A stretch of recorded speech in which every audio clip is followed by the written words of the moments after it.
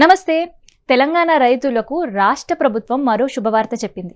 ఇప్పటి వరకు subsidy యూరియాని book చేసుకోవడంలో మొబైల్ యాప్ ఉపయోగించాల్సి వచ్చేది.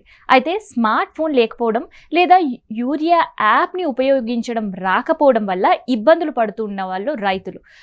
అలాంటి రైతుల కోసమే ప్రభుత్వం కొత్త సౌకర్యాన్ని అందుబాటులోకి తీసుకొని వచ్చింది.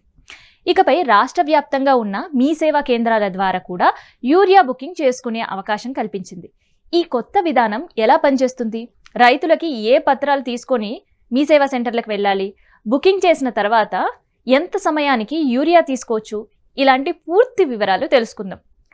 రాష్ట్రంలో సబ్సిడీ యూరియా పంపిణీ మరింత పారదర్శకంగా, సులభంగా నిర్వహించేందుకే వ్యవసాయ శాఖ మీ సేవా శాఖని కలిసి ఈ కొత్త సేవలను ప్రారంభించింది.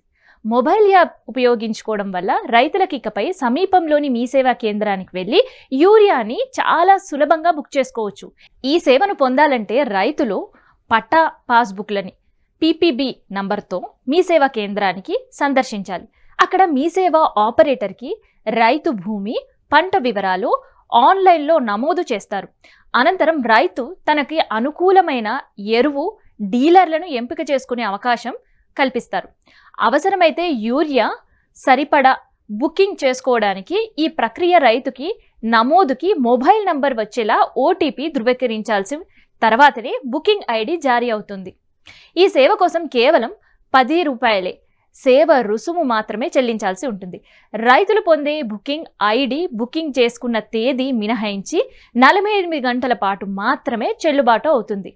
ఈ గడువు రైతులు తాను ఎంపిక చేసుకున్న ఎరువుల డీలర్ వద్దకు వెళ్ళి సబ్సిడీ యూరియాను కొనుగోలు చేయాలని, లేకపోతే బుకింగ్ గడువు ముగుస్తుంది.